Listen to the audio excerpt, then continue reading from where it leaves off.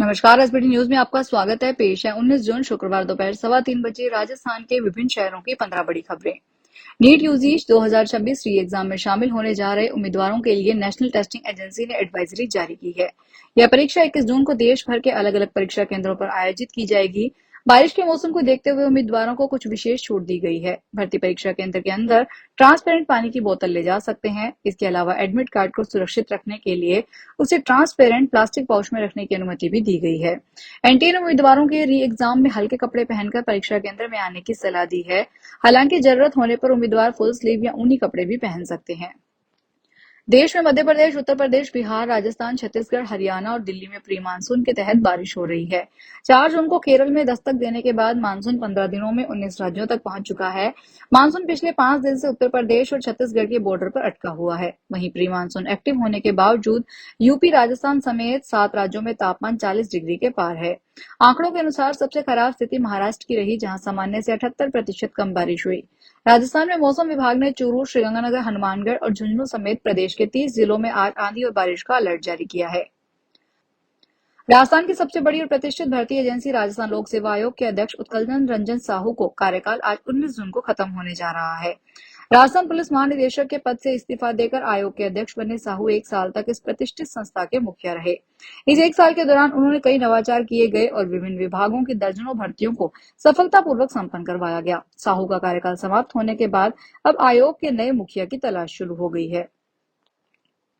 रुपये आज शुक्रवार को शुरुआती कारोबार में 20 पैसे चढ़कर अमेरिकी डॉलर के मुकाबले 94 रुपये 20 पैसे पर पहुंच गया। भारत और अमेरिका के बीच व्यापार वार्ता में तेजी आने की उम्मीद के बीच घरेलू मुद्रा को समर्थन मिला। विदेशी मुद्रा कारोबारियों ने बताया कि कच्चे तेल के अनुकूल कीमतों और विदेशी निवेश प्रवाह में सुधार से रुपया सकारात्मक रुख के साथ खुला। रुपये का समग्र रुझान सकारात्मक बना हुआ है। अंतरबैंक विदेशी मुद्रा विनिमय बाजार में रुपया 94 रुपये 30 पैसे प्रति डॉलर पर खुला। बाद में मजबूती के साथ बढ़कर 94 रुपये 20 पैसे प्रति डॉलर तक पहुंच गया, जो पिछले बंद भाव से 20 पैसे की बढ़त दर्शाता है। राजस्थान से साले की पत्नी को भगाकर गुजरात ले जाने वाले जीजा की आज शुक्रवार को मौत हो गई। आरोपी को पकड़ने के लिए पुलिस मौके पर थी, लेकिन गिरफ्तारी के डर से युवक ने गुजरात में 5वीं मंजिल से छलांग लगा दी। हादसे में युवक की मौके पर मौत हो गई। दरअसल राजस्थान के डूंगरपुर जिले से जुड़ा हुआ है।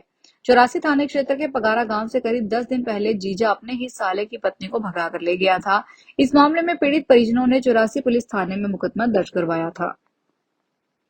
दौसा कोतवाली थाना क्षेत्र में आज शुक्रवार को जयपुर आगरा हाईवे पर एक होटल के सामने पाली से हरिद्वार जा रही टेरेक्स कम सवारी कार आगे चल रहे ट्रेलर में पीछे से जा घुसी। हादसे में कार में सवार 9 यात्री घायल हो गए। टक्कर में टेरेक्स का अगला हिस्सा क्षतिग्रस्त हो गया। हादसे के बाद ट्रेलर ड्राइवर मौके से फरार हो गया।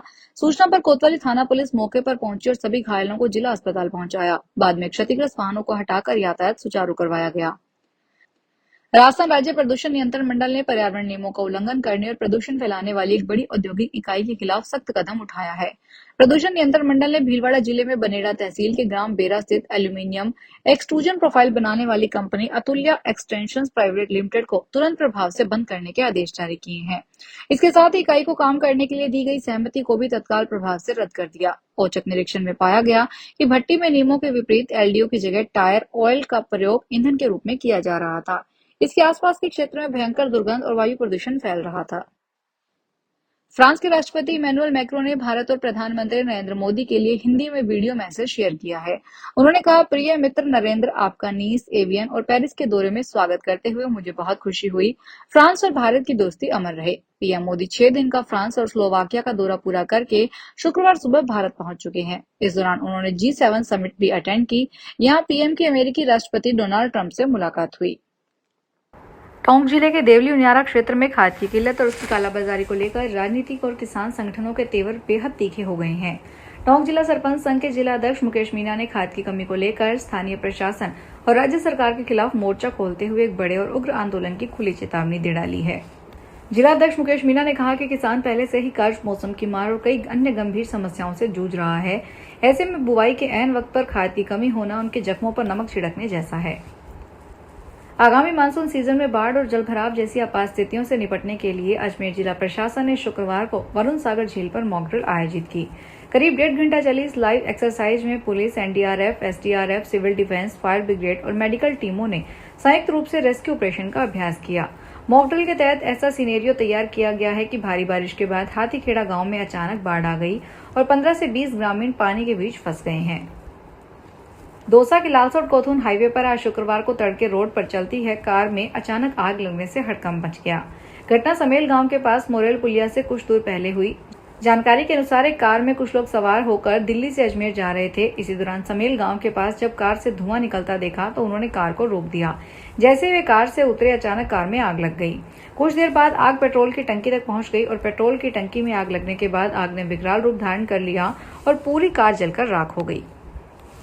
पर्यावरण संरक्षण और केदारनाथ धाम को स्वच्छ, सुंदर और कचरा मुक्त बनाने के लिए जिला प्रशासन रुद्रप्रयाग की ओर से संचालित कैरी मी बैक अभियान को यात्रियों का सहयोग मिल रहा है।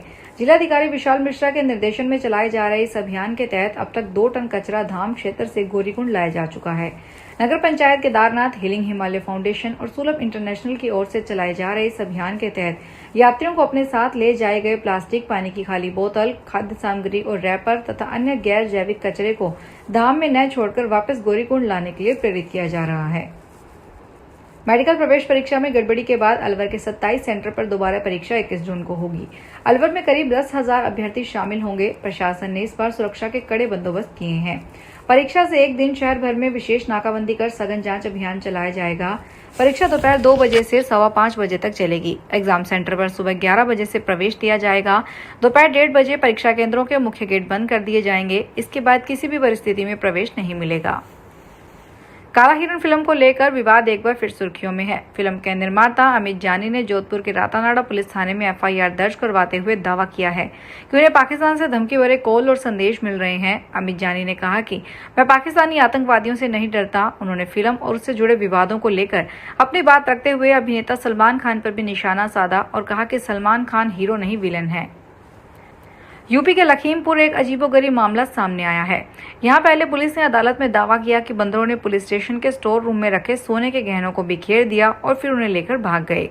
दरअसल ये पूरा मामला साल 2007 के एक दहेज हत्या के मुकदमे से जुड़ा है, जिसके आभूषण कोतवाली सदर के मालखाने में जमा थे। फरवरी 2024 में जब अदालत ने पति को इस मामले में बरी कर दिया तो उसने अपने पारिवारिक आभूषणों को वापस लौटाने के लिए कोर्ट में अर्जी दी। इसके जवाब में पुलिस ने कोर्ट को बताया कि 2013 में बारिश की वजह से गहनों वाली कपड़े की पोटली भीग गई थी, जिसे सुखाने के लिए मालखाने की छत पर रखा गया था, जहाँ बंदरों ने पैकेट को फाड़कर सारे गहने बिखेर दिए और गहने लापता हो गए। फिलहाल इस बुलेटिन में इतना ही। फिर हाजिर होंगे बड़ी खबरों के साथ। अगर आप भी अपने आसपास की छोटी बड़ी और महत्वपूर्ण खबरों से अपडेट रहना चाहते हैं तो सब्सक्राइब कीजिए हमारे चैनल एसपीटी न्यूज को और प्रेस कीजिए बेल आइकन पर।